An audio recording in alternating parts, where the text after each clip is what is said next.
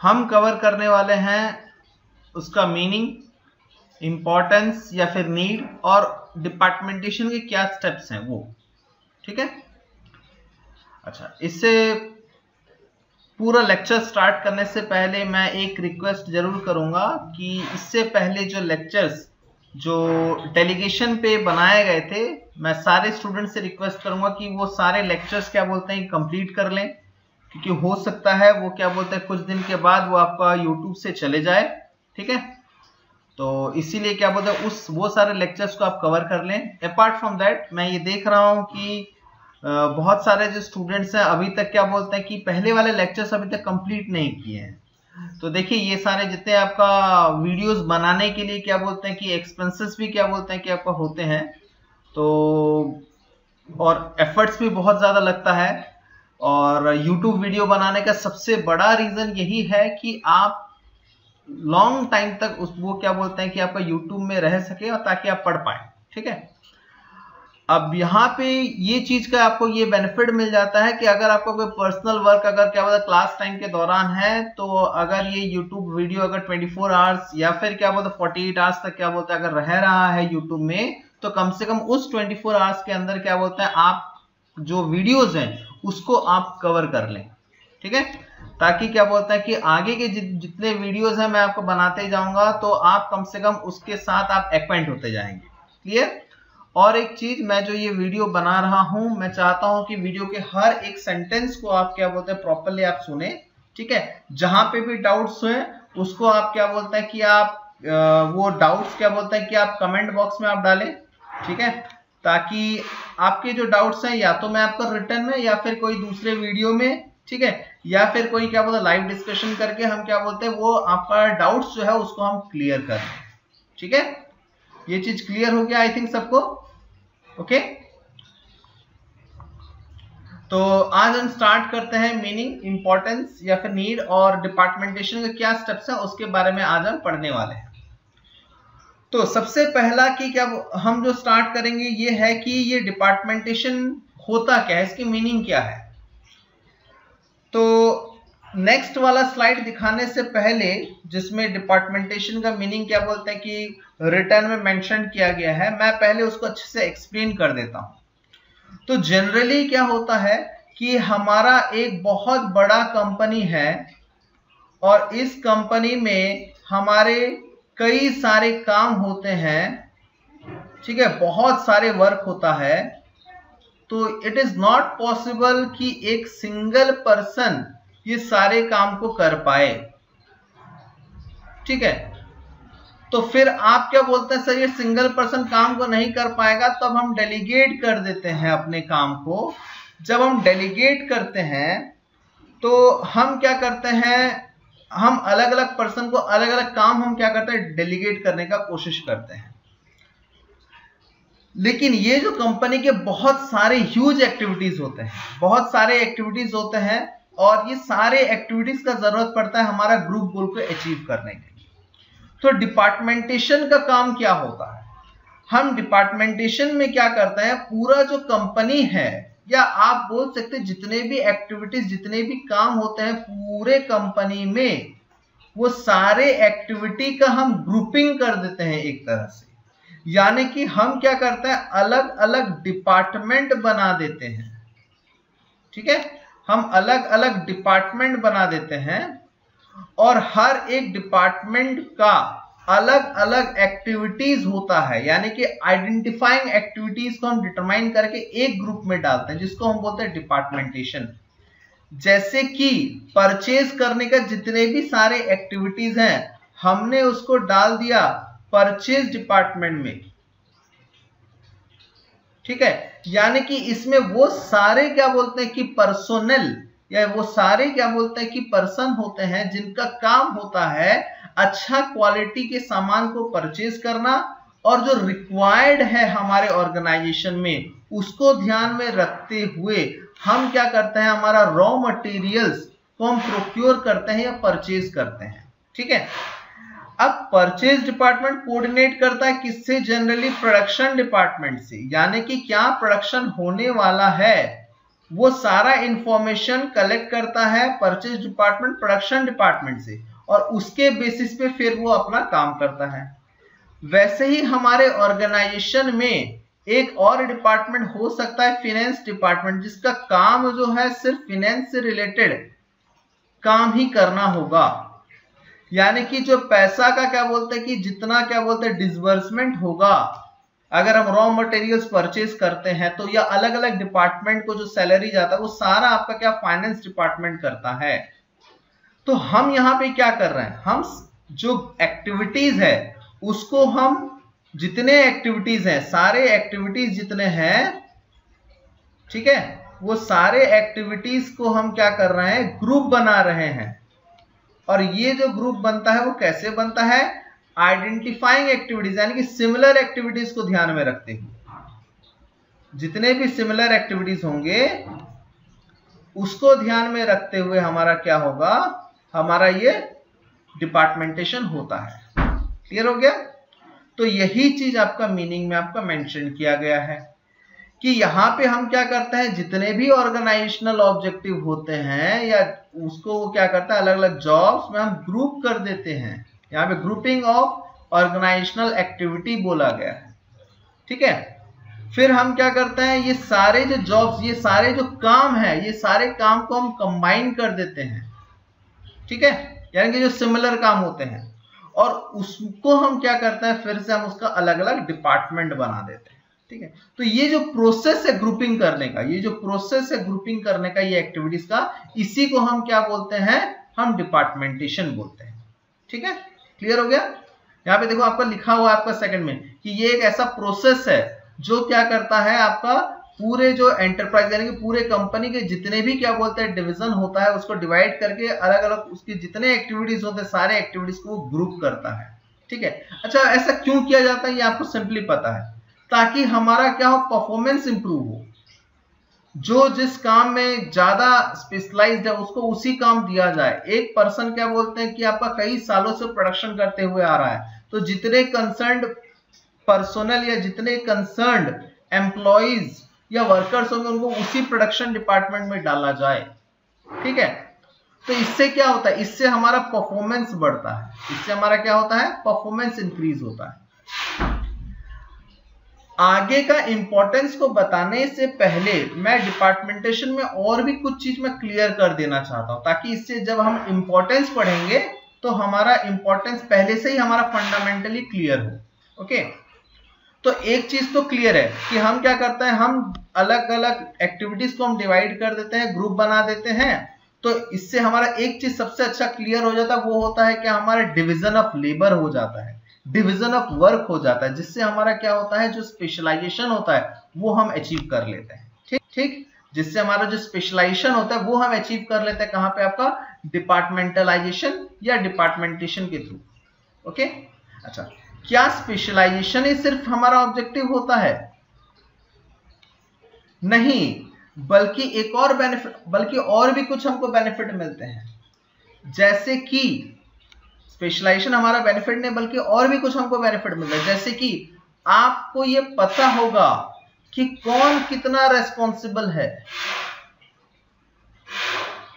यानी कि आप एक तरह से क्या करते हैं, आप रेस्पॉन्सिबिलिटी फिक्स कर देते हैं, ठीक है। अगर प्रोडक्शन अचीव नहीं हुआ तो कौन जिम्मेदार, प्रोडक्शन डिपार्टमेंट के पास आप जाएंगे, प्रोडक्शन डिपार्टमेंट फिर बताएगा कि उनको क्या प्रॉब्लम हुआ जिसके वजह से क्या बोलते हैं, उनका जो प्रोडक्शन था, जो टारगेट था वो अचीव नहीं हो पाया। अगर हमारा सेल्स नहीं बढ़ा तो हम मार्केटिंग डिपार्टमेंट या फिर क्या बोलते हैं सेल्स डिपार्टमेंट के पास हम जाएंगे। क्लियर है? तो उस तरह के हम इंपॉर्टेंस हम आगे पढ़ने वाले हैं। ओके, इसके बाद यहाँ पे डेफिनेशन भी होगा आपका। डेफिनेशन अगर चाहो तो आप क्या कर सकते हो, आप इसका स्नैपशॉट आप ले सकते हो। इसमें मैंने 4 डेफिनेशन कवर किया है, विलियम एच न्यूमैन का, थियो हेमन का, ल्यूस ए एलन का और कुन्सन ओडोनल का, ठीक है। तो आपको जो भी पसंद हो, कम से कम 2 डेफिनेशन आप याद रख सकते हैं। लेकिन अगर आप यूजीसी नेट का अगर आप क्या बोलते हैं कि प्रिपरेशन कर रहे हैं तो आपको ये 4 डेफिनेशन कम से कम आपको पता होना चाहिए कौन सा ऑथर ने क्या डेफिनेशन दिया है। फाइन। अगर आपको क्या बोलते हैं कि इजी डेफिनेशन अगर आपको याद करना है तो पहले दो डेफिनेशन आपका इजी है, आप इसको आराम से याद कर सकते हैं। नेक्स्ट जो हम पढ़ेंगे वो है आपका इंपॉर्टेंस या नीड ऑफ डिपार्टमेंटेशन। इसमें मैंने कुछ कुछ कवर किया है, जिसमें मैंने आपको सबसे पहले बताया था स्पेशलाइजेशन।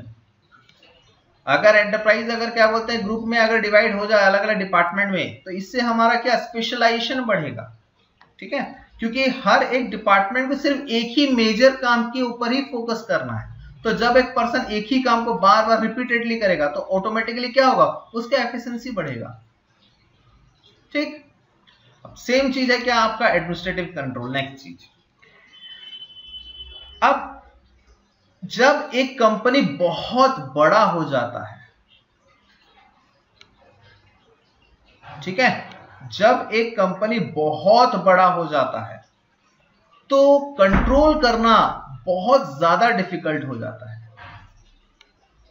ये कंट्रोल उतना पॉसिबल नहीं हो पाता, ठीक है, कंट्रोल उतना पॉसिबल नहीं हो पाता, ठीक है, क्योंकि यहां पे आप क्या करो, यहां पे एक पर्सन पूरा ऑर्गेनाइजेशन को संभालने के ऊपर आ जाता है, सब कुछ सेंट्रलाइज्ड होता है। सेंट्रलाइज्ड होता है मतलब सारा डिसीजन भाई, वो परचेज भी एक अकेला आदमी करेगा, प्रोडक्शन भी वही जिम्मेदार रहेगा, वही क्या बोलते हैं कि आपका सेलिंग का भी प्लान करेगा।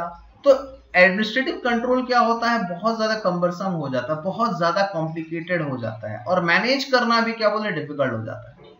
तो उन लोगों ने बोलता है कि हम क्यों ना पूरे ऑर्गेनाइजेशन को छोटे छोटे यूनिट्स में बांट दें,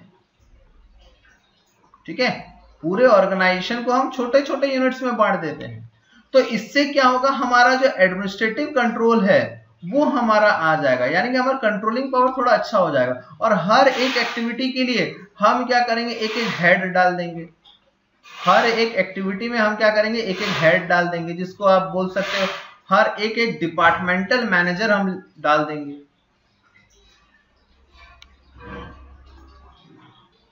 ठीक है। तो इससे क्या होगा, हमारा कंट्रोलिंग और अच्छा हो जाएगा, हमारा परफॉर्मेंस हर एक डिपार्टमेंट का और अच्छा हो जाएगा, ठीक है। साथ ही साथ आप क्या कर सकते हो, आपका जो एक्चुअल परफॉर्मेंस है, यानी कि हर एक डिपार्टमेंट का अब आप क्या करोगे, एक स्टैंडर्ड फिक्स कर दोगे कि भाई ये डिपार्टमेंट आपको ये काम करना है, ये डिपार्टमेंट आपको ये काम इतना काम करना है, ये डिपार्टमेंट आपका ये काम करना है, ये आपका जिम्मेदारी है। तो बाद में by the end of the year, या जब आपका असेसमेंट करने का बारी आएगा, ठीक है, तब आप क्या कर सकते हो, आप जो इनको क्या बोलते हैं स्टैंडर्ड दिया गया था और उन्होंने वाकई में एक्चुअली में जो काम किया, उसी एक्चुअल को आप स्टैंडर्ड के साथ क्या कर सकते हैं, आप कंपेयर कर सकते हैं, ठीक है, क्लियर। तो इसीलिए ये बेनिफिट हमारा क्या एडमिनिस्ट्रेटिव कंट्रोल में आता है। क्लियर हो गया ये पॉइंट। अब आगे नेक्स्ट है फिक्सेशन ऑफ रेस्पॉन्सिबिलिटी, ठीक है। अच्छा, एक बात बोलते हैं ना कि everyone's responsibility means no responsibility. अगर हम सारे रेस्पॉन्सिबिलिटी एक ही पर्सन को दे दें तो प्रॉब्लम हो जाता है, या फिर हम ये बोलें कि हर एक पर्सन का जिम्मेदारी सब कुछ है, ठीक है, सब कुछ आपका जिम्मेदारी सबके लिए है, तो हर एक पर्सन क्या करेगा, एक्सक्यूज देगा। तो हम क्या करते हैं, ये डिपार्टमेंटेशन के थ्रू हम रेस्पॉन्सिबिलिटी फिक्स कर देते हैं, हम रेस्पॉन्सिबिलिटी फिक्स कर देते हैं, जो मैंने आपको बताया था मीनिंग, जब मैं एक्सप्लेन कर रहा था तब भी मैंने आपको बताया था, ठीक है, कि हम रेस्पॉन्सिबिलिटी फिक्स हो जाएगा, यानी कि एक डिपार्टमेंट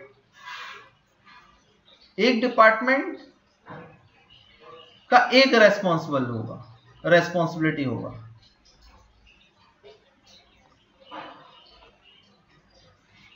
ठीक है। यानी कि एक डिपार्टमेंट, यानी कि मान लीजिए प्रोडक्शन डिपार्टमेंट का जिम्मेदारी सिर्फ प्रोडक्शन तक के लिए, सेल्स डिपार्टमेंट की जिम्मेदारी सिर्फ सेल्स तक के लिए होगा। अगर सेल्स नहीं बढ़ेगा तो हम पर्टिकुलर सिर्फ सेल्स या मार्केटिंग के मैनेजर को बोलेंगे भाई साहब आपका क्या बोलते हैं कि आपका जो हम आपको जो टारगेट दिए थे, जो स्टैंडर्ड हम दिए थे, वो टारगेट अचीव क्यों नहीं हुआ, जो टारगेट है वो अचीव क्यों नहीं हुआ, ठीक है। प्रोडक्शन का अगर कोई टारगेट है तो टारगेट अचीव क्यों नहीं हुआ, तो उसके लिए जिम्मेदारी कौन, वो पर्टिकुलर पर्सन होगा, वो पर्टिकुलर पर्सन होंगे, ठीक है। तो इसीलिए क्या बोलते हैं डिपार्टमेंटेशन से हमारा बेनिफिट क्या होता है कि हम हर एक का जिम्मेदारी को हम फिक्स कर सकते हैं। नेक्स्ट होता है एक्सपांशन। अब एक्सपांशन क्या है? अब आज चलो आपका कंपनी अगर छोटा है तब हो सकता है कि कुछ पर्सन मिलके आप उसको मैनेज कर लें, लेकिन अगर आपका टारगेट एक्सपांशन का है, आगे बढ़ाना है आपको बिजनेस को, तो उसके लिए आपको डिपार्टमेंटेशन करना जरूरी हो जाता है। ठीक है, क्योंकि डिपार्टमेंटेशन एक ऐसा चीज है जिससे हम ग्रो और एक्सपांड कर सकते हैं। ठीक है, जैसे जैसे बोलते हैं ना कि भाई साहब इस कंपनी का डिपार्टमेंट क्या बोलते हैं कि आपका बिहार के साथ साथ क्या बोलते हैं कि आपका दूसरे जगह एमपी में भी खुला है, ठीक है, कर्नाटका में भी एक खुल गया है। ठीक है, तो यहां पे क्या है, यहां पे तभी पॉसिबल है कि जब हम एक एक डिपार्टमेंट क्या बोलते हैं यहां पे भी खोले यहां पे भी खोले, तभी है कि प्रॉपरली क्या बोलते हैं चीजों को हैंडल किया जा सकता है। ठीक है, आज जैसे आज की डेट में आप अमेज़न को देख लीजिए। ठीक है, जब आप अमेज़न को कॉल करते हैं, क्या कोई परचेज मैनेजर उठाता है? नहीं, बल्कि वहां पे पर्टिकुलर एक डिपार्टमेंट होता है, उस डिपार्टमेंट का काम होता है कि जितने फोन कॉल्स आएंगे उनको हैंडल करना, उनका क्लैरिफिकेशन देना, ये उन्हीं का क्या बोलते काम होता है। ठीक है, सेम चीज अमेज़न का क्या बोलते हैं एक डिपार्टमेंट होगा जिसका काम होगा अलग अलग जगह से क्या बोलते सामान लेकर आना। ठीक है, तो ये एक्सपांशन तभी पॉसिबल है जब डिपार्टमेंटेशन आप करेंगे, क्योंकि डिपार्टमेंटेशन से क्या होता है कि यहां पे हम क्या कर सकते हैं, अपने बिजनेस को एक्सपांड कर सकते हैं, हम ज्यादा फोकस कर सकते हैं, हम अपने बिजनेस को ग्रो कर सकते हैं। क्लियर हो गया ये चीज? अच्छा, एक और चीज यहां पे मेंशन किया है, स्पैन ऑफ कंट्रोल। अच्छा, स्पैन ऑफ कंट्रोल मैं थोड़ा समझा देता हूं। स्पैन ऑफ कंट्रोल मतलब होता है कि एक पर्सन कितना चीजों को संभाल सकता है। ठीक है, एक पर्सन कितना चीजों को संभाल सकता है। जैसे मैंने बोला था कि एक पर्सन है, एक मैनेजर है, एक मैनेजर अगर रहेगा तो उसका भी तो कोई कंट्रोलिंग पावर होगा। एट ए टाइम वो अगर चाहे तो क्या बोलते हैं कि चलो एट ए टाइम वो क्या बोलते हैं कि 20 लोगों को संभाल लेगा, चलो ज्यादा से ज्यादा वो 20 से आपको 100 लोगों तक हो जाएगा।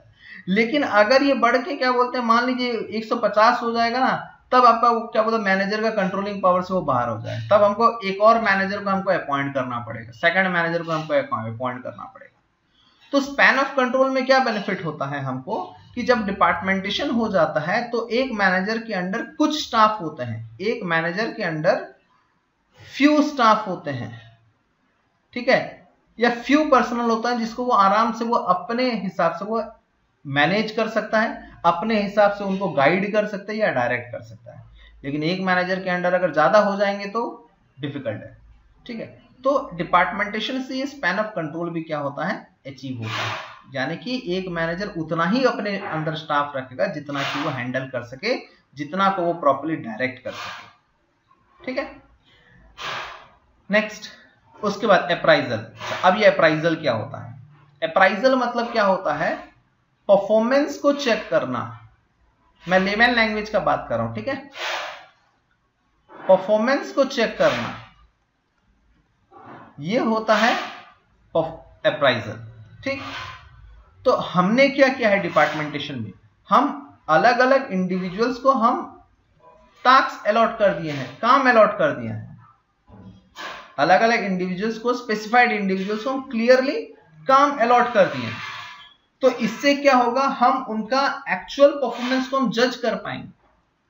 जो एक्चुअल परफॉर्मेंस होता है उसको हम क्या कर पाएंगे, जज कर पाएंगे।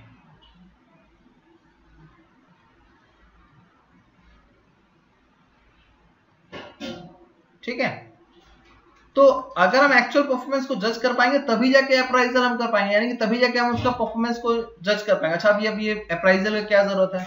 अब आपको किसी एक वर्कर को आपको उसका पे बढ़ाना है, उसका जो सैलरी उसको मिलता है वो बढ़ाना है, तो वो तभी ना बढ़ेगा ना जब उसका परफॉर्मेंस अच्छा होगा। परफॉर्मेंस कैसे अच्छा हो सकता है? जब आप परफॉर्मेंस को चेक करोगे, जब आप परफॉर्मेंस को इवैल्यूएट कर सकते हो। तो डिपार्टमेंटेशन एक ऐसा टूल है जिसके थ्रू हम क्या कर सकते हैं, ये परफॉर्मेंस अप्राइजल ज्यादा इजीली हो सकता है, ज्यादा इजीली हो सकता है। मैं ये नहीं बोल रहा हूं कि अगर हम डिपार्टमेंटेशन नहीं करेंगे तो हम परफॉर्मेंस अप्राइजल नहीं कर पाएंगे। मैं ये बोल रहा हूं कि अगर हम डिपार्टमेंटेशन करते हैं तो अप्राइजल करना ज्यादा इजी होता है हमारे लिए। हम वर्कर्स लोगों का परफॉर्मेंस को इजीली जज कर सकते हैं, उस पे बेस पे हम उनको प्रमोशन दे सकते हैं, ठीक है। उनके बेस पे हम क्या कर सकते हैं, उनका जो सैलरी है वो हम बढ़ा सकते हैं, ठीक है। उसके बेस पे हम अगर चाहें तो एक डिपार्टमेंट से हम दूसरे डिपार्टमेंट हम क्या कर सकते हैं, ट्रांसफर कर सकते हैं, ठीक है। तो ये तभी होगा जब डिपार्टमेंटेशन प्रॉपर्ली हो पाएगा, तभी जाके हमारा इफेक्टिवली हम क्या कर सकते हैं, अप्राइजल कर सकते हैं। लास्ट है मैनेजरियल डेवलपमेंट। अब ये मौका देता है ट्रेनिंग और डेवलपमेंट का। अभी कैसे ट्रेनिंग एंड डेवलपमेंट का, अब जब आप एक पर्सन को ट्रेनिंग आप देना चाहते हैं तो उस एक पर्सन जब एक काम को या एक तरीके का काम को, एक वर्क या फिर आपका सिमिलर वर्क अगर करेगा तभी जाके उसका स्पेशलाइजेशन बढ़ेगा। एक वर्कर प्रोडक्शन करता है, वो रिपीटेडली वो प्रोडक्शन करते हुए आ रहा है, तब जाके क्या बोलते हैं, उसका क्या बोलते हैं कि जो स्पेशलाइजेशन लेवल है वो बढ़ेगा। या सिमिलर वर्क अगर करेगा तो तभी स्पेशलाइजेशन बढ़ेगा। एक पर्सन को आप अकाउंट्स का काम दिए, उस पर्सन को उसी अकाउंट से काम जब वो बार बार करेगा, उसमें जब वो 1 साल या 2 साल जब टाइम स्पेंड करेगा तब जाके उसका स्किल्स डेवलप होगा, तब जाके उसका स्किल्स इंप्रूव होगा, ठीक है। तो डिपार्टमेंटेशन जब हम कर देंगे तो क्या, जब हम एक डिपार्टमेंट जब उसको 1 साल या 2 साल उसका काम करवा रहे हैं तो ऑटोमेटिकली क्या होगा, वो ट्रेनिंग भी उसको मिल जाएगा, साथ साथ उसका डेवलपमेंट भी हो जाएगा, ठीक है। उसके स्किल्स भी इंप्रूव हो जाएगा, ठीक है। लेकिन अगर आप एक पर्सन को जनरल वर्क करवाओगे, यानी कि हर तरीके का काम करवाओगे, तो उससे क्या होगा, वो हर तरीके का काम में वो मास्टर नहीं हो पाएगा। वो अगर हर तरह का काम करेगा तो मास्टर होना उसके लिए बहुत ज्यादा डिफिकल्ट हो जाएगा। इट्स बेटर कि वो अगर एक काम को अगर वो बार बार करे, एक ही काम को फोकस करके बहुत टाइम तक वो अगर करे, तो इससे क्या है, उसका स्किल्स इंप्रूव हो सकता है। क्लियर हुआ? हाँ, तो ये तभी पॉसिबल है जब आप डिपार्टमेंटेशन करोगे, क्योंकि डिपार्टमेंटेशन में हम क्या करते हैं, ग्रुपिंग ऑफ वर्क होता है, एक ही तरह का वर्क को हम ग्रुप कर देते हैं और वो उसी वर्क को क्या करेगा, बार बार करेगा, ठीक है। नेक्स्ट लास्ट है हमारा ऑटोनॉमी। ऑटोनॉमी क्या है? अच्छा, ऑटोनॉमी समझाने से पहले मैं आपको थोड़ा सा और चीज मैं आपको बता देता हूं। सेंट्रलाइजेशन, एक वर्ड मैं आपको बता रहा हूं, सेंट्रलाइजेशन, ठीक है, और एक है डिसेंट्रलाइजेशन।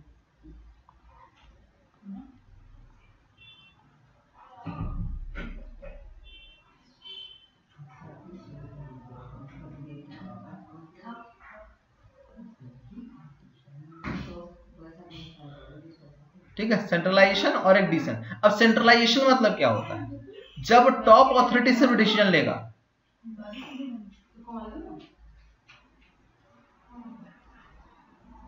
जब टॉप अथॉरिटी सिर्फ डिसीजन लेगा तो वो सेंट्रलाइजेशन, हर एक तरीके का डिसीजन लेगा। डिसेंट्रलाइजेशन में क्या करता है, वो टॉप अथॉरिटी अपना अथॉरिटी को डेलीगेट कर देता है, अथॉरिटी को वो डेलीगेट कर देता है सबऑर्डिनेट में, तो उसको बोलते हैं डिसेंट्रलाइजेशन, ठीक है। तो डिपार्टमेंटेशन से क्या होता है, ये डिसेंट्रलाइजेशन फॉलो होता है, यानी कि हम जो स्मॉल, हर एक जो छोटे छोटे यूनिट है ना, हर एक यूनिट अपना डिसीजन खुद लेगा, जिसको बोलते हैं ऑटोनॉमी। हर एक डिसीजन अपना खुद क्या बोलते हैं, डिसीजन लेगा, जिसको बोलते हैं ऑटोनॉमी। यानी कि प्रोडक्शन जो है, प्रोडक्शन डिपार्टमेंट का अगर हम बात करें तो वो खुद डिसाइड करेगा कि कौन कौन से प्रोडक्ट्स उसको बनाना चाहिए। हाँ, इसके लिए वो जरूर कोऑर्डिनेट करेगा सेल्स डिपार्टमेंट से, कोऑर्डिनेशन जरूर, इंफॉर्मेशन जरूर कलेक्ट करेगा, लेकिन वो खुद डिसाइड करेगा कौन कौन से प्रोडक्ट्स बनना चाहिए। तो ऑटोनॉमी इससे क्या होता है, हमारा इंक्रीज होता है, यानी कि खुद से वो डिसीजन ले। हर एक छोटा मोटा चीज के लिए उनको क्या बोलते हैं, बार बार उनको क्या बोलते हैं कि बार बार उनको हायर अथॉरिटी से या टॉप अथॉरिटी से उनको बात करने का जरूरत नहीं है। छोटा से छोटा डिसीजन के लिए, छोटा से छोटा परचेज करने के लिए वो टॉप अथॉरिटी से बात करने का जरूरत नहीं है। क्लियर हुआ? ठीक है, सिर्फ इतना ही नहीं, मैं जैसे आपको और एक छोटा सा बात कर रहा हूं, जैसे प्रोडक्शन मैनेजर का क्या बोलते हैं, उसको हम ऑटोनॉमी नहीं दे रखे हैं कि आप खुद क्या बोलते हैं डिसाइड कीजिएगा कि वर्कर लोगों को कितना सैलरी मिला है, that will be fixed by the higher authority और टॉप अथॉरिटी। तो क्या प्रोडक्शन मैनेजर जितने भी वर्कर्स लोग काम करवा रहा है उसको वो प्रॉपर्ली डायरेक्ट कर पाएगा? जो वर्कर्स है वो खुद क्या बोले, प्रोडक्शन मैनेजर का बात नहीं माने, वो बोलेंगे you are not fixing our salary. ठीक है, तो प्रोडक्शन डिपार्टमेंट अपना जो टारगेट लिया हो क्या वो अचीव कर सकता है? नहीं अचीव कर सकता। और उसके पास अगर वो पावर नहीं होगा, वो खुद का पावर, ऑटोनॉमी अगर नहीं होगा डिसाइड करने का, तो ठीक है। तो ऑटोनॉमी में मतलब क्या होता है? ऑटोनॉमी में यहाँ पे ये होता है कि वही डिपार्टमेंट वही सब कुछ क्या बोलते हैं डिसीजन लेगा और वही क्या बोलते हैं कि आगे के काम को कंटिन्यू करेगा, इसको बोलते हैं ऑटोनॉमी। तो डिपार्टमेंटेशन से ऑटोनॉमी आता है, ये हमको काफी हद तक बेनिफिट देता है जब हमारा ऑर्गेनाइजेशन बड़ा हो, हमारा जो कम्युनिकेशन प्रोसेस है उसका टाइम ड्यूरेशन हमारा कम हो जाएगा, तो एफिशिएंसी बढ़ जाएगा। ठीक है, यहाँ पे देखो लीडिंग टू हायर एफिशिएंसी यहाँ पे लिखा हुआ है ऑपरेशन में। क्लियर है? ठीक है, तो डिपार्टमेंटेशन का आज जो हमने कवर किया, ये 2 पार्ट कवर कर दिए। अच्छा, उसके बाद डिपार्टमेंटेशन के कुछ स्टेप्स भी होते हैं, यानी कि जब हम डिपार्टमेंटेशन करेंगे तो इसके स्टेप्स क्या होगा। बहुत इजी है, मैं जितना मीनिंग या इंपॉर्टेंस बताया हूं ना सब कुछ मिलाकर आपका ये स्टेप्स इन डिपार्टमेंटेशन में आ जाएगा। बहुत इजी है, बहुत सिंपल है। अब देखिए, सबसे पहला हमारा काम ये है कि हम सारे ड्यूटीज, जितने भी ड्यूटीज होते हैं, सारे ड्यूटीज को हम क्या करेंगे, एसेस करेंगे। कौन कौन सी ड्यूटीज हमको करना है, ये सारे ड्यूटीज को हम आइडेंटिफाई करेंगे। आइडेंटिफाई करने के बाद, आइडेंटिफाई करना मतलब होता है एसेस करना, डिटरमाइन करना हमको क्या क्या काम करना है। Analyse details of each task, यानी कि हर एक काम को डिटेल में एनालिसिस करना। अब ये डिटेल में एनालिसिस क्यों जरूरत है? मान लो हमारा क्या बोलते हैं कि टास्क 1 है, टास्क 2 है, टास्क 3 है, टास्क 4 है, तो हमको हर एक टास्क को क्या बोलते हैं कि एनालिसिस इसीलिए करना चाहिए ताकि हमको पता चले कि ये टास्क 1 ये कौन सा ग्रुप में जाएगा, टास्क 2 कौन सा ग्रुप में जाएगा, टास्क 3 कौन सा ग्रुप में जाना चाहिए। ठीक, और जब हम ये एनालिसिस करने के बाद तब हम क्या करते हैं, ग्रुपिंग करते हैं, यानी कि जो सिमिलर एक्टिविटीज हमको लगे वो सारे एक्टिविटीज को हम क्या करते हैं, उसका ग्रुप बना देते हैं। ठीक, हम वो क्या करते हैं, सारे उसका हम ग्रुप बना देते हैं। और ग्रुप बनाने के बाद फिर हम क्या करते हैं, हर एक ग्रुप का यानी कि हर एक डिपार्टमेंट को हम एक हेड प्रोवाइड करते हैं। ये ध्यान रहे, हर एक डिपार्टमेंट के लिए हम क्या करते हैं, डिपार्टमेंटल हेड देते हैं, जिसको आप क्या बोलते हैं, डिपार्टमेंटल मैनेजर जिसको आप बोलते हो। ओके, अब क्या सिर्फ हेड बनाने से हमारा डिपार्टमेंटेशन हो जाएगा? क्या सिर्फ हेड बनाने से क्या बोलता है कि हमारा सक्सेसफुली क्या बोलता है कि जो डिपार्टमेंट है वो रन करेगा? नहीं, हर डिपार्टमेंट, ईच डिपार्टमेंट को हमको उसका जिम्मेदारी भी देना है, रेस्पॉन्सिबिलिटी भी देना है, और उसके साथ साथ in comparison with the responsibility we have to assign the authority as well, यानी कि हमको वैसा अथॉरिटी, उस तरह का अथॉरिटी हमको देना चाहिए ताकि क्या बोलता है कि अथॉरिटी और रेस्पॉन्सिबिलिटी प्रॉपर्ली इक्वल हो, जितना रेस्पॉन्सिबिलिटी उतना अथॉरिटी, ना ज्यादा ना कम। ठीक है, तब जाके डिपार्टमेंटल हेड जो है वो अपना काम को अच्छे से परफॉर्म कर पाएंगे। क्लियर हुआ? अच्छा, मैंने जो ये जो स्टेप्स जो एक्सप्लेन किया, आप अपने लैंग्वेज में क्या बोलते हैं कि एग्जाम में आप एक्सप्लेन कर सकते हैं। Either you can use English और you can use Hindi, it's up to your choice. ठीक है, आपको जो सही लगे आप उसको आप एक्सप्लेनेशन कर सकते हैं और उसका क्या बोलते हैं आप नोट्स आप बना सकते हैं। फाइन, क्लियर हो गया ये चीज? अब यहां में हमारा क्या बोलते हैं, ये लेक्चर हमारा खत्म हो गया। हमारा इस लेक्चर में हम 3 चीज हम कवर किए, मीनिंग कवर कर लिए, मीनिंग और डेफिनेशन कवर कर लिए, उसके इंपॉर्टेंस या नीड कवर कर लिए, और लास्ट जो है वो क्या बोलता है कि हमारा जो क्या स्टेप्स है डिपार्टमेंटेशन, यानी कि जब हम डिपार्टमेंटेशन करते हैं तो कौन कौन से स्टेप्स हमको फॉलो करना है वो भी हम पढ़ गए यहाँ पर। Okay, clear? अब नेक्स्ट जो हमारा क्या बोलते हैं कि आपका नेक्स्ट डिपार्टमेंटेशन का 1 या 2 लेक्चर और होगा, जिसमें हम क्या बोलते हैं टाइप्स ऑफ डिपार्टमेंटेशन हम पढ़ सकते हैं, टाइप्स ऑफ डिपार्टमेंटेशन हम पढ़ सकते हैं।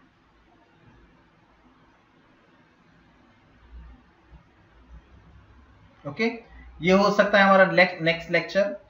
तो मैं चाहता हूं मैं जो आपको लेक्चर जो प्रोवाइड करवा रहा हूं उसको आप क्या बोलते हैं कवर कर लें अच्छे से। और एक चीज प्लीज ना भूलें कि अगर आपका कोई डाउट्स है तो आप काइंडली कमेंट बॉक्स में डाल दें। ठीक है, कोई अगर डाउट अगर रहेगा तो उसको आप कमेंट बॉक्स में डाल दें, ताकि मैं उस डाउट को क्या बोलते फिर लेके कोई लाइव क्लासेस या कहीं पे हम आप डिस्कशन कर लेंगे। क्लियर है? अच्छा, एक और चीज आपको, और एक चीज भी आपको देना है, अगर आपका पास कोई सजेशन है इम्प्रूव कर, जैसे और क्या करने पर आपका क्या बोलते इम्प्रूव हो सकता है, जैसे कि आई नो कि मेरा पता नहीं मेरा वॉइस कैसा होगा, I really don't know, still मैं ट्राई कर रहा हूँ। आफ्टर रिकवरिंग फ्रॉम कोविड हो सकता है मेरा वॉइस में कुछ चेंजेस आया हो, या फिर हो सकता है मैं कहीं कहीं पे फंबल्ड भी करता हूँ, that is also possible. Okay, तो और आपको अगर सजेशंस भी देना है तो सजेशंस भी आप काइंडली दें कि आपका इस तरह के क्लासेस और कैसे इंप्रूव कर सकते हैं। क्लियर है? अपार्ट फ्रॉम दैट फ्यूचर में आपको और कौन कौन से वीडियोस चाहिए, मैं आपको पहले से बता दिया हूं, कुछ कुछ ऐसे वीडियो, कुछ कुछ ऐसे टॉपिक्स होंगे जिसको मैं कवर नहीं करूंगा। अगर इजी टॉपिक्स अगर रहेगा तो मैं उसको और कवर नहीं करूंगा, जिसको आप ऑलरेडी 11th और 12th क्लास में कवर कर चुके हैं तो मैं उसको कवर नहीं करूंगा। ओके, बल्कि क्या बोलता है कि मैं थोड़े से डिफिकल्ट टॉपिक्स लूंगा जो आपको अच्छे से क्लियर ना हो। ठीक है? Okay, now have a good day, stay home, stay safe, bye.